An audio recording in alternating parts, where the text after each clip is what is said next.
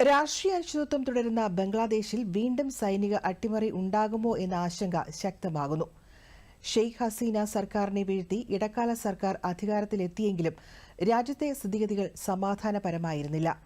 ഇടക്കാല സർക്കാരിനെ നയിക്കുന്ന മുഹമ്മദ് യൂനിസിനെതിരെ രാജ്യത്തെങ്ങും ശക്തമായ പ്രതിഷേധം നടക്കുന്നതിനിടെയാണ് അട്ടിമറി നീക്കമെന്ന വാർത്ത പ്രചരിക്കുന്നത്. പ്രസിഡന്റ് മുഹമ്മദ് ഷാബുദ്ദീനുമായി ചേർന്ന് പുതിയ ഇടക്കാല സർക്കാർ സ്ഥാപിക്കാൻ സൈനിക മേധാവി ഗൂഢാലോചന നടത്തുന്നുവെന്നാണ് ഇടക്കാല സർക്കാരിലെ ചിലരുടെ ആരോപണം. തന്റെ ഭരണകൂടത്തിനെതിരെ കിംവദന്തികളുടെ ഉത്സവമാണ് നടക്കുന്നതെന്നും പരാജയപ്പെട്ട ശക്തികളാണ് ഇതിനു പിന്നിലെന്നും മുഹമ്മദ് യൂനിസ് പറഞ്ഞു. ചൈനയെ കൂടെ നിർത്താൻ 4 ദിവസത്തെ സന്ദർശനത്തിനായി മുഹമ്മദ് യൂനിസ് ബെയ്ജിംഗിലെത്തി. വരും ദിവസങ്ങളിൽ ബംഗ്ലാദേശിൽ സുപ്രധാന സംഭവങ്ങൾ ഉണ്ടായേക്കാമെന്നാണ് ചില അന്താരാഷ്ട്ര മാധ്യമങ്ങൾ റിപ്പോർട്ട് ചെയ്യുന്നത്. ഇതോടൊപ്പം സൈന്യം അധികാരം പിടിച്ചെടുക്കുമെന്ന പ്രചാരണവും സമൂഹ മാധ്യമങ്ങളിൽ ശക്തമാണ്. ഇടക്കാല സർക്കാരിന് നേതൃത്വം നൽകുന്ന പ്രൊഫസർ മുഹമ്മദ് യൂനിസിനെതിരെ പ്രതിഷേധം രൂക്ഷമാകുന്നതിനിടെ രാജ്യമെമ്പാടും പ്രത്യേകിച്ച് തലസ്ഥാനമായ ധാക്കയിൽ സൈന്യത്തെയും സുരക്ഷാ സേനാംഗങ്ങളെയും വിന്യസിച്ചതോടെയാണ് അഭ്യൂഹങ്ങൾ ശക്തമായത്. അടിയന്തരാവസ്ഥ പ്രഖ്യാപിക്കാനോ അതുമല്ലെങ്കിൽ മുഹമ്മദ് യൂനിസിനെ പുറത്താക്കാനോ സൈന്യം നീക്കം നടത്തിയേക്കാം എന്ന തരത്തിലാണ് പ്രചാരണം. ജനറൽ വഖാർ ഉസ്സമാൻ കഴിഞ്ഞ തിങ്കളാഴ്ച സൈന്യത്തിന്റെ അടിയന്തര യോഗം വിളിച്ചിരുന്നു. യോഗത്തിൽ 5 ലഫ്റ്റനന്റ് ജനറൽമാരും 8 മേജർ ജനറൽമാരും സ്വതന്ത്ര ബ്രിഗേഡുകളുടെ കമാൻഡിംഗ് ഓഫീസർമാരും പങ്കെടുത്തു. ഇടക്കാല സർക്കാരിനെതിരെ പ്രതിഷേധം ശക്തമായ സാഹചര്യത്തിൽ സൈന്യം എന്ത് നടപടി സ്വീകരിക്കണമെന്നതിനെക്കുറിച്ച് ചർച്ച ചെയ്യാനായിരുന്നു യോഗം.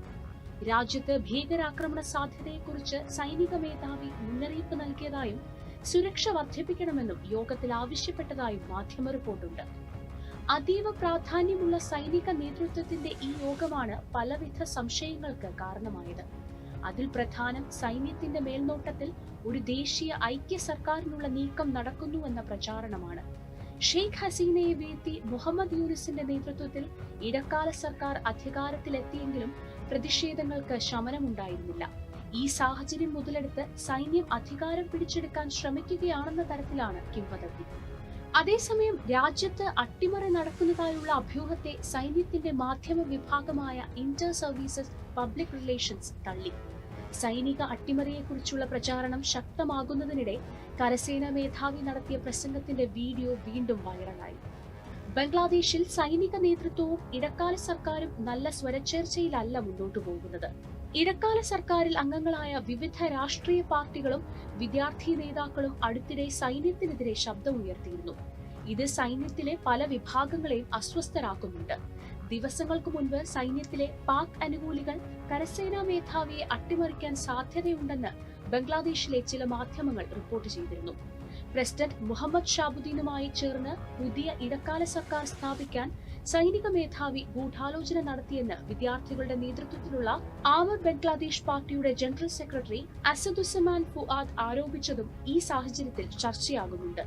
രാജ്യത്ത് തുടരുന്ന സംഘർഷങ്ങൾക്കിടെ ഹസീനയുടെ അവാമി ലീഗിനെ പുനരുജ്ജീവിപ്പിക്കാനുള്ള പദ്ധതി സൈന്യം ആസൂത്രണം ചെയ്യുന്നുവെന്നാണ് വിദ്യാർത്ഥി നേതൃത്വത്തിലുള്ള പാർട്ടിയുടെ ആരോപണം.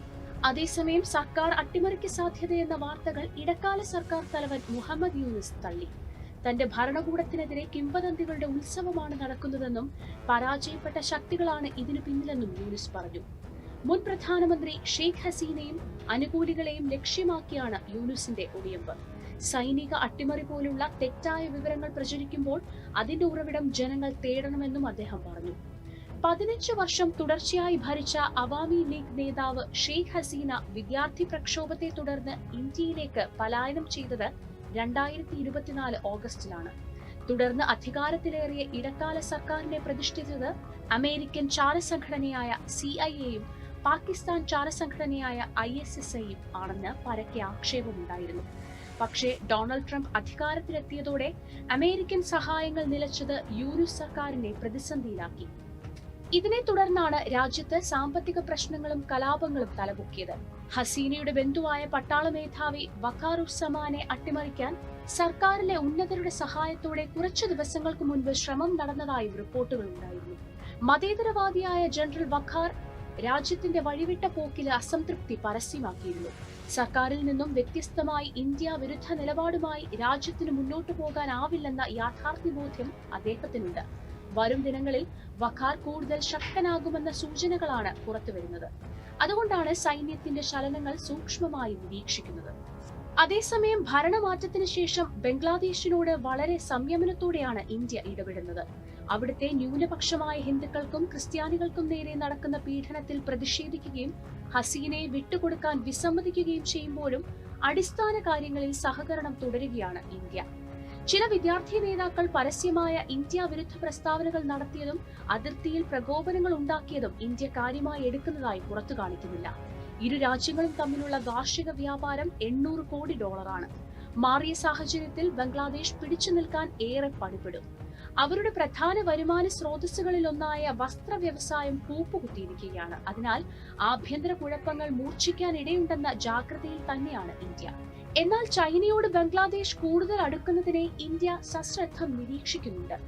ഇടക്കാല സർക്കാരിന്റെ തലവൻ മുഹമ്മദ് യൂനിസ് 4 ദിവസത്തെ സന്ദർശനത്തിനാണ് ചൈനയിലെത്തിയത്. വിശ്വാസയോഗ്യരായ 2 സുഹൃത്ത് രാജ്യങ്ങളുടെ അരനൂറ്റാണ്ട് നീണ്ട ബന്ധത്തിലെ നിർണായക മുഹൂർത്തം എന്ന് ഢാക്കയിലെ ചൈനീസ് അംബാസിഡർ യാവോ വെൻ യൂനിസിന്റെ സന്ദർശനത്തെ വിശേഷിപ്പിച്ചതിൽ നിന്ന് തന്നെ ചൈന ബംഗ്ലാദേശിന് ചുവപ്പ് പരവതാനി വിരിക്കുന്നു എന്ന് വ്യക്തം. അധികാരം ഏറ്റെടുത്ത ശേഷം മുഹമ്മദ് യൂനിസ് ഇതുവരെ ഇന്ത്യ സന്ദർശിച്ചിട്ടില്ല. പ്രധാനമന്ത്രി നരേന്ദ്രമോദിയും മുഹമ്മദ് യൂനിസും കൂടിക്കാഴ്ചയ്ക്ക് സമയം ചോദിച്ചിട്ടുണ്ടെന്നും ഇന്ത്യ ഇതുവരെ മറുപടി നൽകിയിട്ടില്ല എന്നുമാണ് ബംഗ്ലാദേശ് വിദേശകാര്യ സെക്രട്ടറി മുഹമ്മദ് ജാസിമുദ്ദീൻ പറയുന്നത്.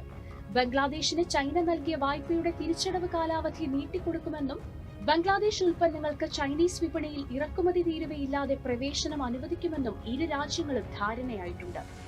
ബംഗ്ലാദേശ് പൗരന്മാർക്ക് അനുവദിച്ചിരുന്ന മെഡിക്കൽ വിസയുടെ എണ്ണം ഇന്ത്യ വെട്ടിക്കുറച്ചിരുന്നു.